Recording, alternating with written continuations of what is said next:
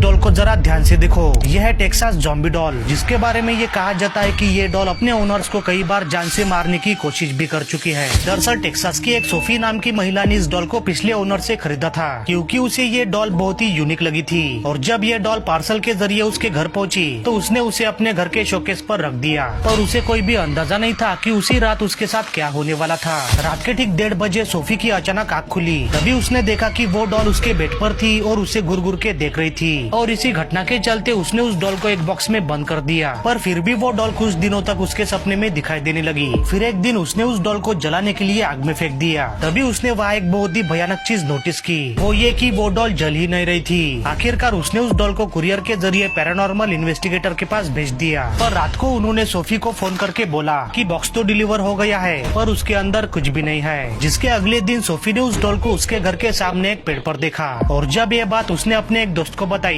तो इसके अगले ही दिन वो अचानक गायब हो गई। इस पर कुछ लोगों का मानना है कि सोफी ने उस डॉल को जलाने की कोशिश की थी, इसलिए उस डॉल ने उसे मार दिया होगा। वैसे अब आप इस डॉल के बारे में क्या कहोगे?